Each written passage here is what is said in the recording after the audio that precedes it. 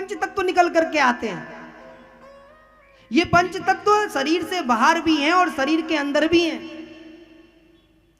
कह सकते हैं कि भगवान बाहर भी हैं और अंदर भी हैं। और बाबा तुलसीदास ने तो बड़ा अच्छा कहा है कि भगवान का स्वरूप कैसा है।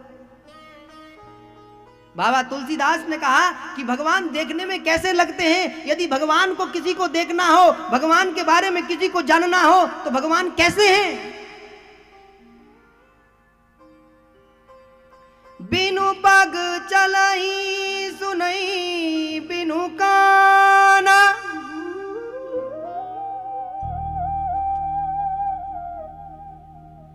कर बिनु कर्म करई विधि नाना।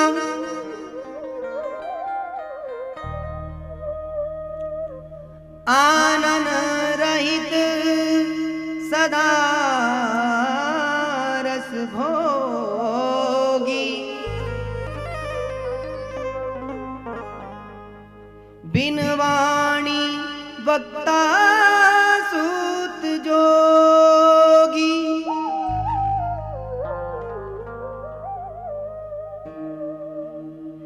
बिनु पग चलई सुनई बिनु काना,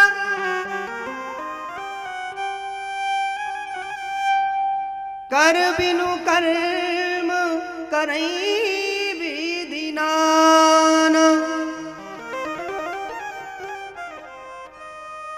आनन रहित सदा रस भोगी,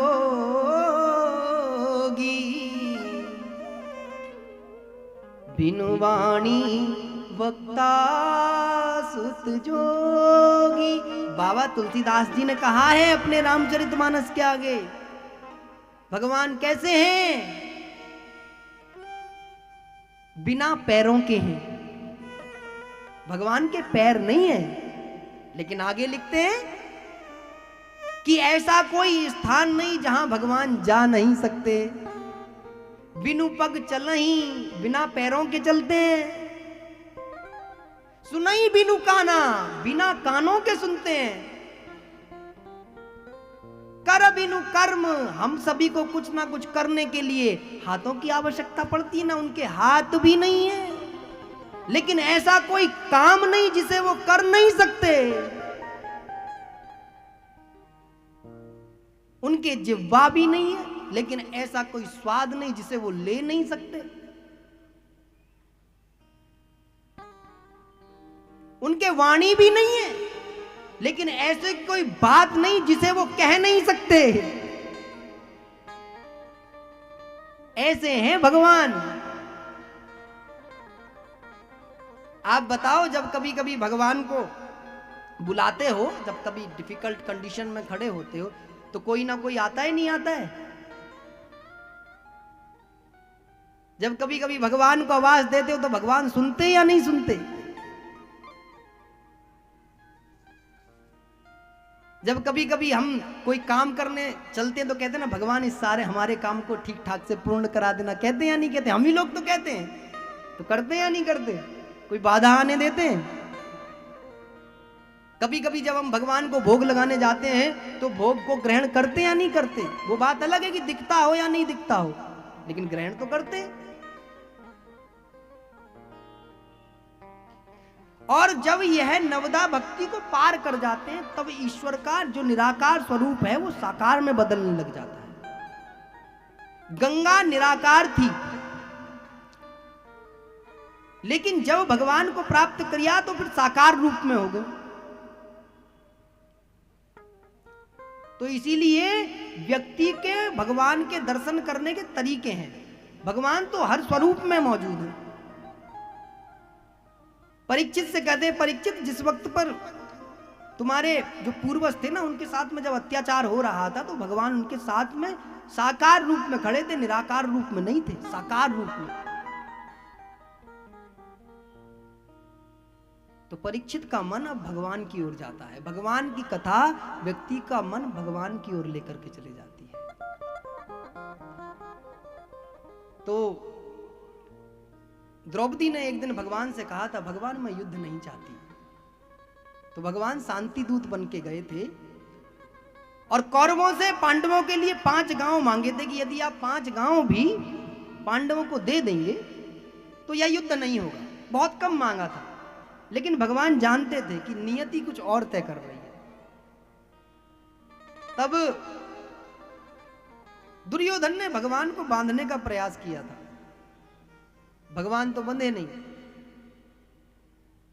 जिस प्रकार से द्रौपदी के चीरहरण करने के समय पर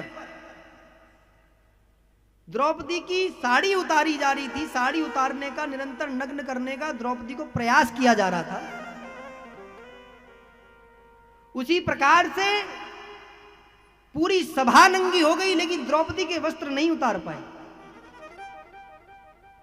वैसे ही जब दुर्योधन ने भगवान श्री कृष्ण को बांधने का प्रयास किया तो अनेकों जंजीरें फेंकी गईं, लेकिन भगवान को कोई जंजीर बांध नहीं पाई। सबकी हृदय में कंपन उठने लगा कि द्वारिकाधीश को बांधने का प्रयास किया जा रहा है। वो द्वारिकाधीश जो यदि अपनी एक छोटी सी भ्रकुटी उठा दे तो पृथ्वी थरथर कांपने लग जाती है, सागर स्थान देने लग जाता है, गगन के अंदर छेद होने का सामर्थ्य होने लग जाता है, गगन भी अपना रास्ता छोड़ने लग जाता है सिर्फ द्वारिकाधीश की भ्रकुटी उठाने से, भौं उठाने से। उन द्वारिकाधीश को बांधने का प्रयास कर रहे हैं। तो शकुनी पास में आता है, शकुनी कहता है माधव ये सब बच्चे हैं ना, छोड़ो, आपके लिए 56 भोग लगाए, आप चलो ना, आप कृपा करके चलो ना, ये सब छोड़ो, ये सब होता रहेगा। ये तो बेवकूफ है, मूर्ख है दुर्योधन, तो आप भोग लगाओ ना। भगवान कहते हैं मामा एक बात ध्यान रखना, भोग 2 परिस्थिति में लगता है। कैसे? या तो खाने वाले के पेट में भूख हो या देने वाले के पास में भाव हो। तुम्हारे पास में भाव तो है ही नहीं, ये तो तय है, और इसीलिए मेरे पेट में भूख नहीं है। वैसे भी आज मेरा निमंत्रण कहीं और है। तो विदुर जी को तो दासी पुत्र है ना, तो द्वार से निकाल दिया अपमानित करके, तो विदुर जी पीछे बैठे हैं, बिल्कुल अंतिम में, जैसे सभा में बैठे हैं, अंतिम स्थान पर। तो विदुर जी महाराज की तरफ भगवान इशारा करते हैं, काका तैयारी करो, भूख लग रही है बहुत जोर की, तुम्हारे घर आ रहा हूं। अब विदुर जी की तरफ जैसे ही ये इशारा किया तो विदुर तो सोचने लगे भगवान कोई तैयारी है नहीं, मेरे घर द्वारिकाधीश आ रहे हैं, मेरे यहाँ तो झोंपड़ी है, मुझे तो इन्होंने धक्के मार के बाहर निकाल दिया। तो विदुर जी महाराज दौड़े दौड़े कुटिया में जाते हैं, विदुरानी से कहते हैं विदुरानी द्वारिकाधीश आज हमारे घर आ रहे हैं, तैयारी करो, कुछ ना कुछ स्नान ध्यान पूजा करो, जरूर करो। और जाकर के मैं बाजार जा रहा हूं, माधव को पेड़े बहुत पसंद है, मैं पेड़े लेकर के आ रहा हूं। तो विदुर जी महाराज गए हैं, उससे पहले भगवान विदुरानी के घर की तरफ बढ़े हैं। आज भगवान के द्वारिकाधीश के साथ में पूरी सेना है। सेना को आज द्वारिकाधीश ने आदेश किया है कि जैसे ही विदुर की झोपड़ी हो उससे कई किलोमीटर यह सेना रुक जानी चाहिए, कोई भी मेरे साथ नहीं जाएगा। तो सैनिक आते हैं, सैनिक कहते हैं द्वारिकाधीश तुम्हारी रक्षा कौन करेगा? तो भगवान हंसते हैं, बोले वाह भाई वाह, बोले आप हमारी रक्षा करोगे? भगवान हंस के कहते हैं, बोले हाँ हाँ आपकी सेना है हम। बोले आज तुमको आदेश है, आज तुम ही रुक जाओ। तो भगवान जब अपने रथ से उतरते हैं तो आज अपनी चरण पादुका रथ में ही छोड़ जाते हैं। आज विदुर के घर भगवान नंगे पैर जा रहे हैं। तो परीक्षित पूछते हैं अरे भगवान नंगे पैर क्यों जा रहे हैं? उनके जंगल में कांटे लगेंगे, उनको कष्ट होगा। बोले परीक्षित तुम भगवान का भाव नहीं जानते। जिस प्रकार से भक्त भगवान के यहाँ पर नंगे पैर आता है जब भगवान को आवश्यकता होती है, और जब भगवान अपने भक्त के घर जाते हैं वो वैसे ही जाते हैं जैसे भगवान का भक्त भगवान के पास आता है। और भगवान का भक्त जैसे नंगे पैर आया था, तो आज भगवान भी भक्त के घर नंगे ही पैर जा रहे हैं। साहब ये मेरे प्रभु हैं। और जाकर के एकदम से द्वार खटखटाते हैं, जोर से बोलते हैं, काकी भूख लग रही है। काकी ने जैसे ही माधव की आवाज सुनी, काकी स्नान कर रही थी, स्नान करते करते दौड़ी है, आंखों में आंसू है। माधव, आज तो तुमने जीवन की लाज बचा ली, आज तो तुमने कृपा कर दी, लोग सम्मान के लिए मेरे पति को मुझे दुत्कार दिया, आपने आज मुझे ऐसा सम्मान दिया है प्रभु कि आज तो आपने धन्य कर दिया, आज तो ये जीवन कृतार्थ हो गया। माधव, तुम मेरे घर आ गए। द्वार खोला है, भगवान की सांवली सूरत देखी है और भगवान ने एक बड़ी प्यारी सी छोटी सी स्माइल जैसी दी है। काकी देखती हुई रह गई। हाय माधव, क्या स्माइल है तुम्हारी। काकी को सुध बुध भूल गई है भगवान के दर्शन करके। तो भगवान समझ गए, भगवान समझ गए कि काकी को कुछ याद नहीं है। तो भगवान ने पीताम्बर ओढ़ रखा था, अपना पीताम्बर काकी के ऊपर दिया है और काकी का हाथ पकड़ा है। काकी अंदर चलो ना। विदुरानी की आंखों में आंसू हैं। विदुरानी आई है, अंदर आकर के जैसे ही होश आया, विदुरानी ने देखा, अरे माधव कहीं बैठो ना। अपनी छोटी सी झोंपड़ी में बैठने का स्थान ढूंढती है कि माधव आए हैं, तो भगवान को एक चौकी लाती है छोटी सी, माधव को बैठा देती है। माधव आप इस पर बैठो ना। भगवान बैठ जाते हैं। काकी से कहते, काकी बहुत जोर की भूख लग रही है। काकी कहती है, हाँ माधव कुछ ना कुछ करती हूँ, लेकिन भूख तो ठीक है, लेकिन माधव एक बात पूछनी है। क्या? माधव हमने ऐसा क्या किया कि तुमने हमें इतना कुछ दे दिया? तो माधव कहते हैं, काकी छोड़ो ना ये सब बातें, आप ये सब क्यों कर रही हो, छोड़ो ना। आप, मुझको तो भूख लग रही है, आप कृपा करके बस कैसे भी मुझे तो कुछ भोजन दे दो। और भगवान इतने कृपालु हैं साहब कि हम उनके लिए थोड़ा सा भी कर देते तो भगवान वो हमें स्वीकार कर लेते हैं।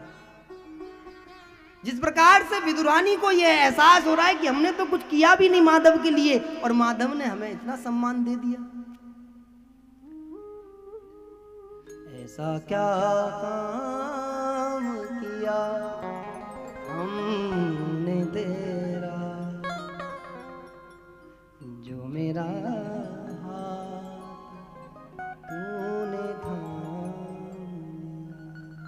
विदुर जी महाराज के घर में भगवान बैठे हैं। आज विदुरानी पूछ रही है प्रभु, लेकिन भगवान कुछ नहीं कहते। भगवान कहते भूख लग रही है, सीधा खाएंगे कुछ ना कुछ। तो काकी भगी भगी दौड़ती, अभी घर में तो कुछ बना नहीं है, हड़बड़ी में है। तो बाहर वृक्ष पर केले के फल टंगे हुए थे, कदली के वृक्ष पर। तो काकी लेकर के आई है।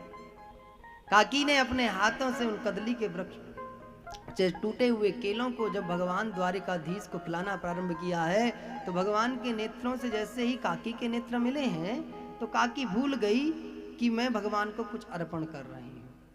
इसीलिए काकी अब काम क्या करती है, इतनी भाव में खो गई कि काकी छिलका छीलती है केले का और केला नीचे डाल देती है और भगवान को छिलके खिला रही है।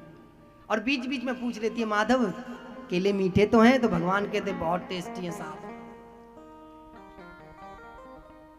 अब जब बहुत देर हो गई, केले सब नीचे और छिलके सब मुंह में भगवान के, तो विदुर जी आ गए। विदुर जी ने देखा, हे भगवान ये क्या कर रही है। भगवान जैसे तैसे घर में आए तो भगवान को एक केले नीचे डाल रही है और छिलके मुंह में खिला रही। तो भगवान द्वारिकाधीश को टूका, प्रभु आप क्या कर रहे? तो प्रभु की दृष्टि तो हटी नहीं, तो उन्होंने सोचा प्रभु तो आनंद में। तो विदुरानी की तरफ कहते हैं, अरे विदुरानी तुम क्या कर रही हो? तो जैसे ही दृष्टि टूटी, पता चला भगवान के मुंह में केले का छिलका। ऐसे ही भगवान अपने दांतों से दावे पड़े हैं, छोड़ नहीं रहे। अब विदुरानी खींचती है कि माधव ये तो गड़बड़ होगी, पाप हो गए। तो भगवान कहते नहीं नहीं कुछ नहीं हुआ काकी, बहुत स्वाद आ रहा है, खिलाओ ना, रुक क्यों गई भूखे पेट में। तो विदुर जी महाराज भागे भागे आते, माधव पेड़े लेकर के आया हूं, मेरे हाथ से पेड़े खाओ। ये तो ऐसे ही है। तो काका अपने हाथ से जब माधव के मुंह में पेड़े देते हैं तो भगवान खाते हैं और खाकर के काका से कहते, काका एक बात कहूं, बुरा ना मानो। तो बोले क्या? बोले बुरा नहीं मानोगे, देख लेना। बोले नहीं।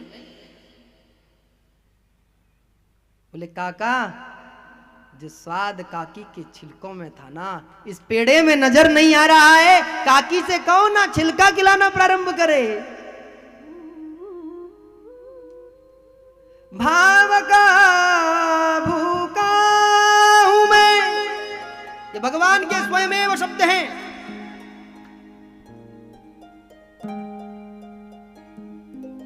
भाव का भूखा हूं मैं और भाव ही एक सार है।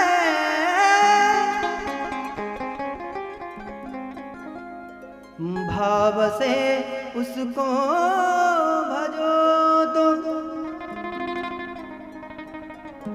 भव से बेड़ा पार है। भाव बिन सर्वस्व दे तो मैं कभी लेता नहीं। भगवान कहते हैं भाव बिन सर्वस्व दे तो मैं कभी लेता नहीं। भाव की एक टेर ही करती मुझे लाचार है। भाव का भूखा हूं मैं और भाव ही एक सार है। ऐसे हैं मेरे प्रभु। भगवान ने भोजन प्रसादी ग्रहण कर विदुर जी के यहाँ से गए तो परीक्षित को बड़ी प्रसन्नता हुई। अरे मेरे घर में भगवान ऐसे ऐसे आते तो मुझे कुछ नहीं होने वाला। तो परीक्षित अब निफ्राम हो गया।